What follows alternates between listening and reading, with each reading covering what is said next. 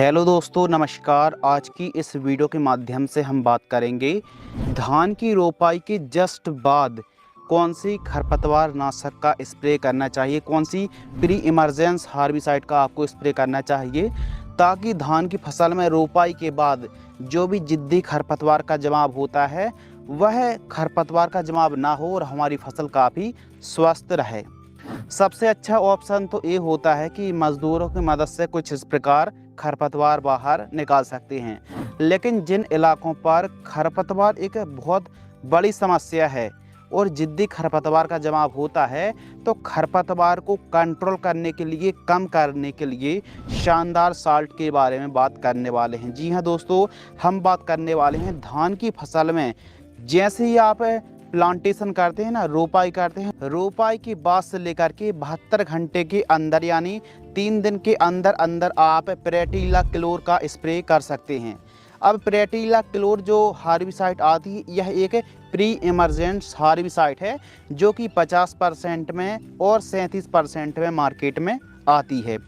और भी अलग अलग परसेंटेज में यह साल्ट आता है, लेकिन हम मेनली 50% और 37% वाला जो साल्ट आता है, मेनली इसी की बात करने वाले हैं जो कि किसान भाई स्प्रे भी करते हैं।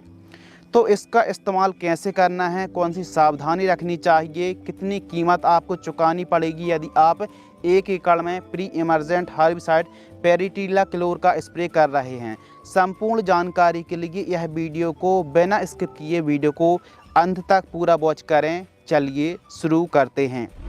देखिए, अक्सर जैसे हम सोयाबीन की खेती करते हैं, मटर की खेती करते हैं, तो उस समय हम बुआई के जस्ट बाद स्प्रे करते हैं कोई भी प्री इमरजेंट हार्बिसाइड, जैसे बेलर 32 आती है मार्केट में, पेंडिमेथालिन आती है।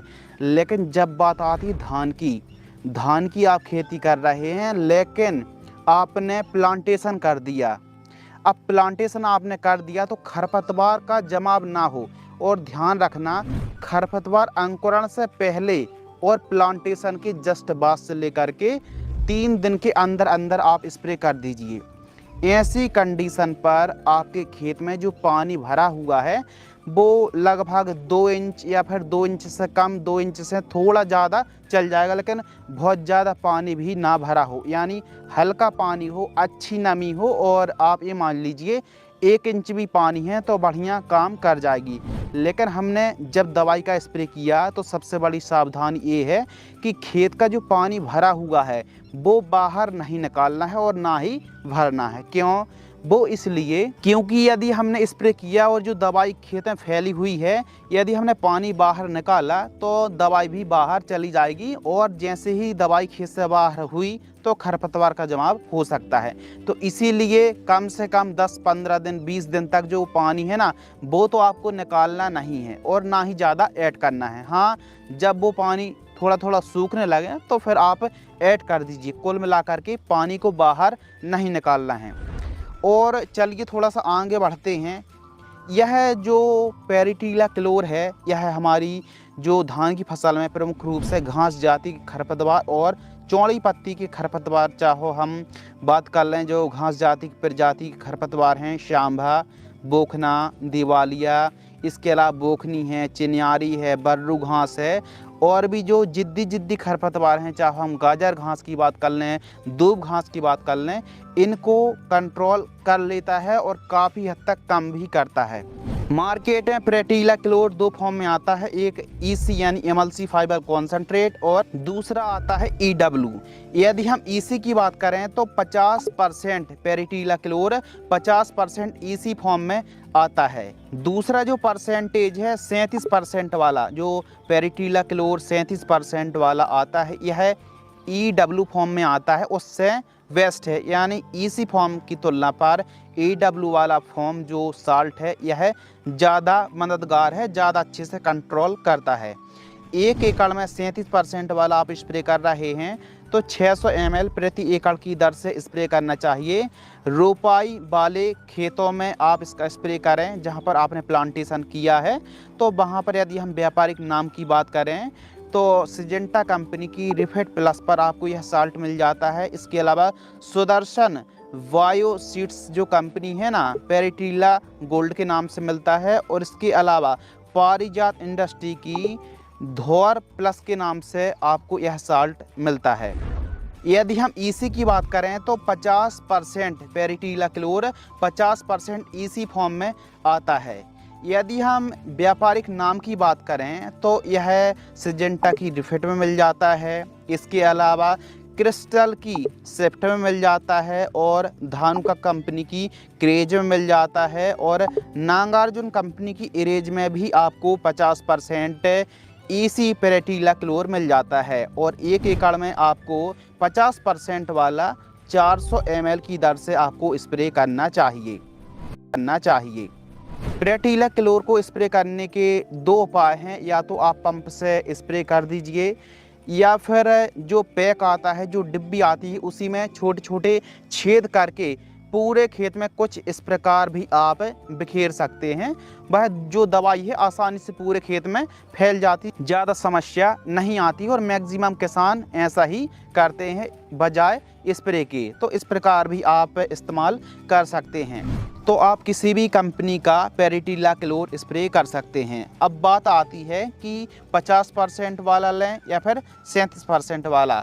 हमारे हिसाब से 37% वाला ज़्यादा काम करता है और काफ़ी किसानों का यह पसंदीदा भी है और स्प्रे भी कर सकते हैं। चाहे रिपिट प्लस की बात कर लें या फिर जो भी हमने कंपनियों के नाम लिए हैं, बाकी भी आप अलग अलग कंपनियों के ले सकते हैं।